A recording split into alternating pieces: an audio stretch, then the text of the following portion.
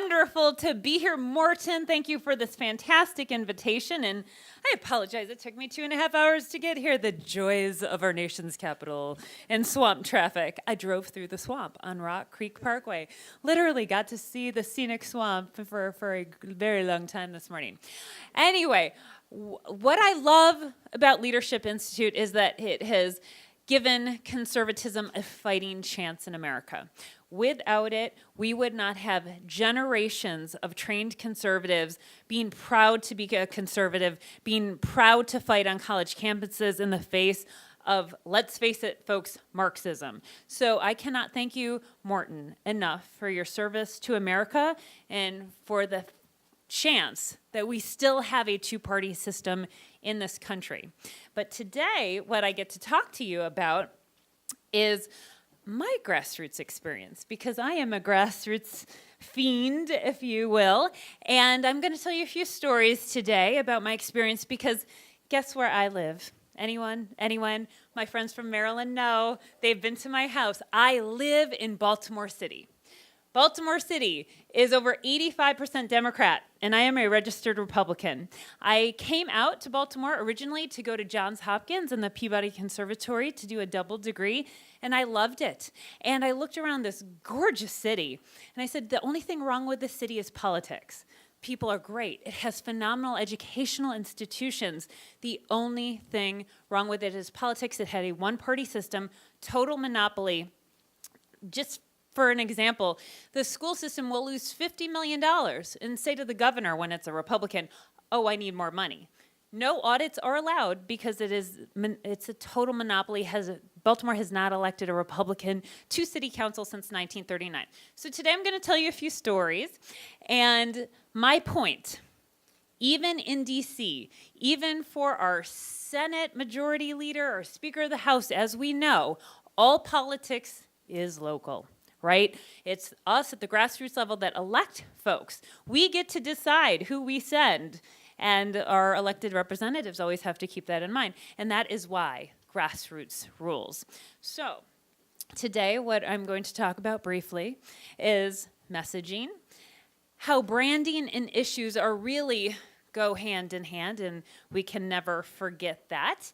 And then I'm going to give you a local example, a state example, and one of my favorite national/international examples.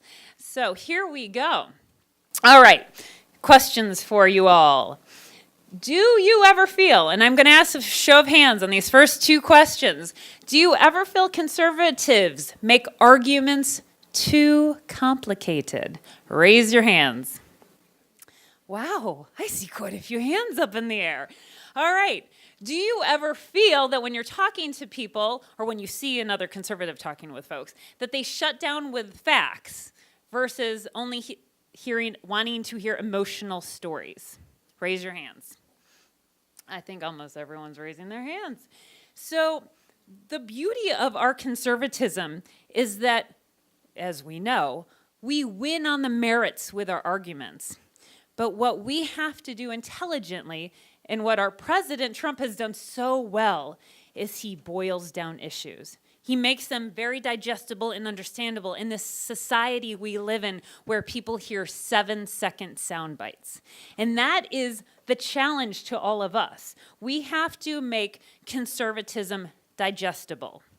And so let's talk about that today. And the way we do that is we focus on issues, right? Simple, distilled, concise, clear. All right. Branding, in some cases, rebranding. You might see on the screen horns in front of you, and that's what they are. Because here's a little bit of my story for you. When I first got involved in politics in Baltimore as a Republican, outnumbered, 1 to 9, basically, I literally had someone tell me, I'd never met a Republican. When I grew up in Baltimore, I thought a Republican had horns. I'd never met one. And so they literally said, I thought Republicans must have horns. So I show you this because apparently this is what I was. As I showed up and changed and registered as a voter in Maryland, I had horns and was clearly a very scary person. So the question is, what does someone like me, who started way back when the Baltimore area Young Republicans and grew up in the Young Republican organization, how did we become in 9 months the most successful grassroots organization in the state? How did we go from 3 to 250 members in those 9 months? And then how did we, when we got Bob Ehrlich and Michael Steele elected back in '02, why is it they said they couldn't have gotten elected without us? We did a lot of rebranding. We focused on the issues. And we worked with them on the things that mattered most. So now I'm going to give you an example. With grassroots, right, the question is always, how do we keep it from being the same people at the party all the time, right? Because we show up to this fundraiser or that event, and you see the same people there all the time. How do we widen our circles? How do we cast that larger net and always invite people to come out and join us and stick their little toes in the political waters for the first time ever, because we have to get these people involved if the Republican Party is going to exist. So my local issue for you, this is a picture from the past few years where Baltimore City is like this. Baltimore County goes over it. By the way, we have our Baltimore County Republican Party Chairman, Al Mendelson, in the House, in addition to Jim Moss, our Prince George's Central Committee members, and several other great Maryland activists in this room. Thank you for coming out. But what we did here is we had this very corrupt Baltimore County superintendent of schools. And he wanted to shut down school choice because that's the liberal mantra. And despite the fact that Baltimore probably does not have the best reputation for good schools, right? I had this blessing. I got my kids, by miracle, into the best magnet elementary school in the state of Maryland. And Dallas Stans wanted to shut it down.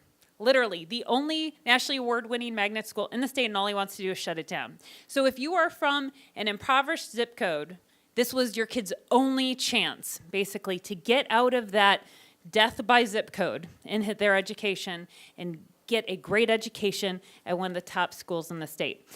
So I went to thing after meeting, after event.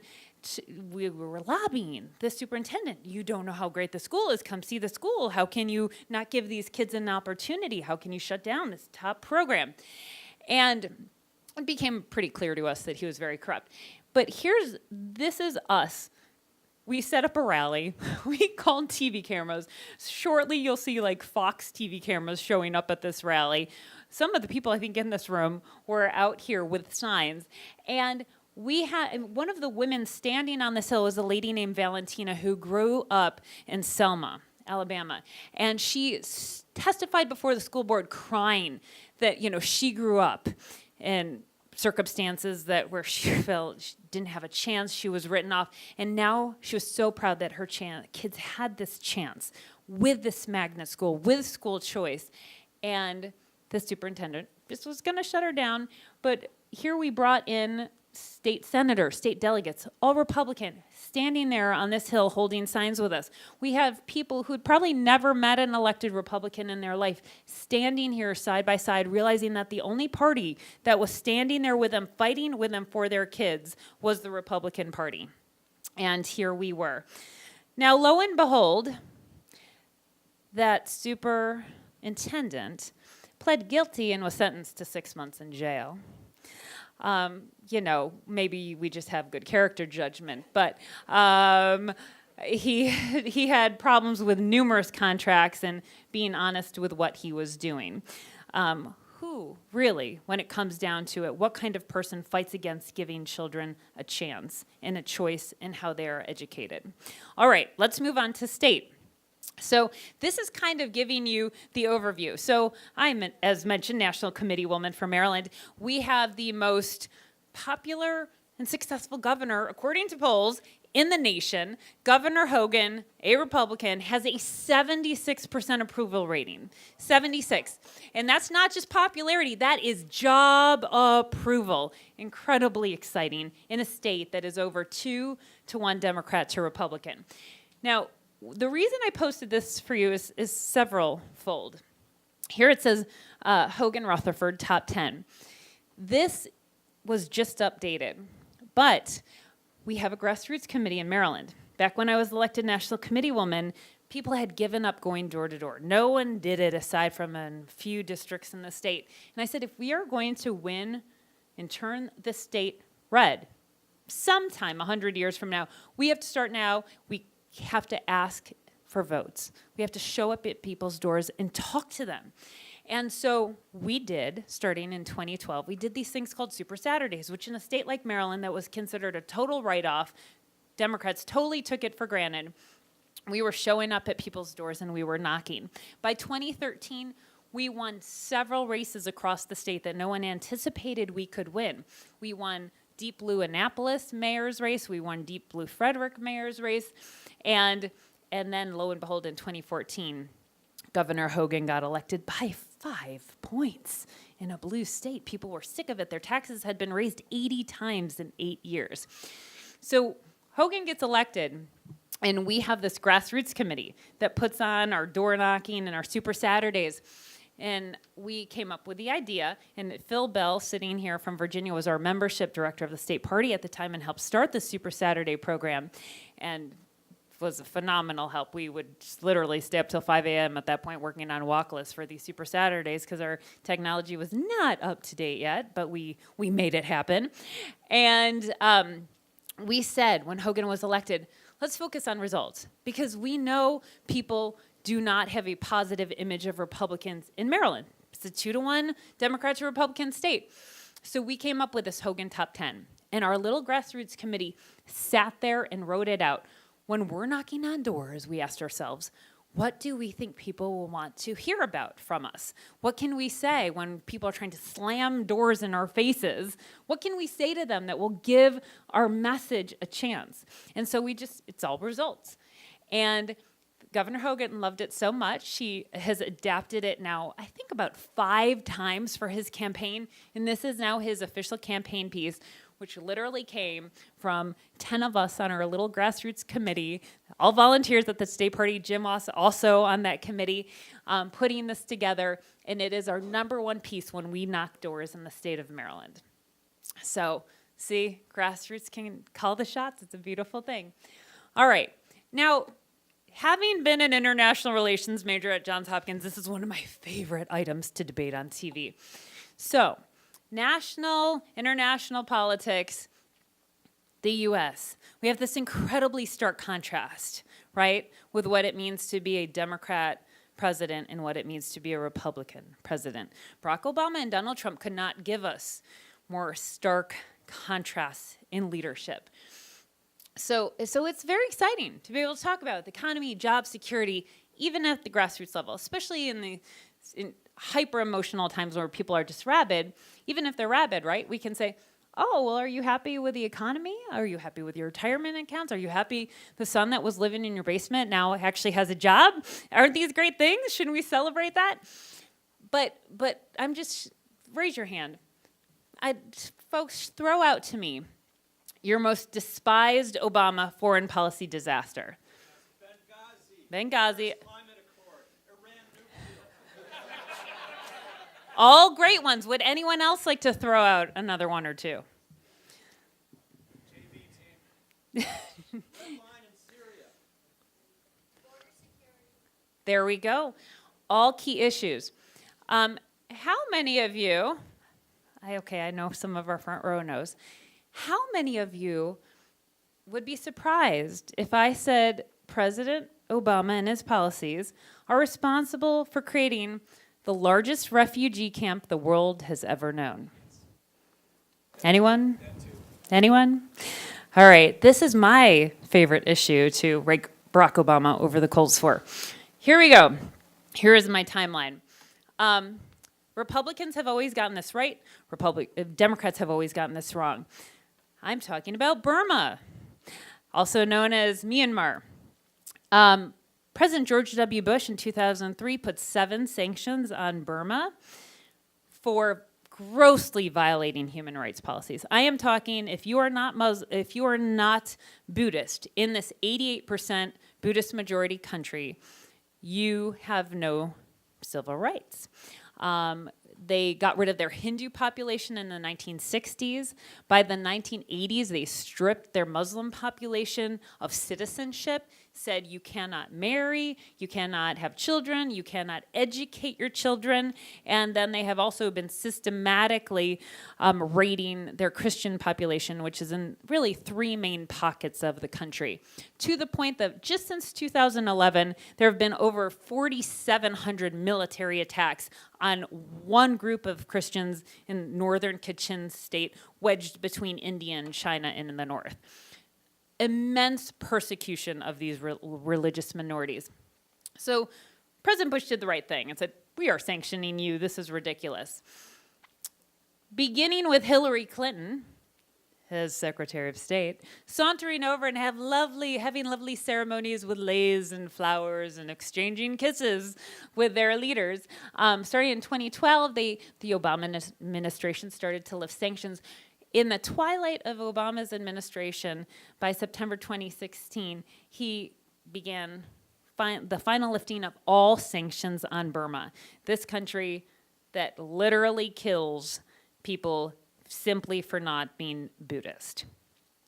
Within September 2016, when he lifted some very significant sanctions, including a ban on child soldiers.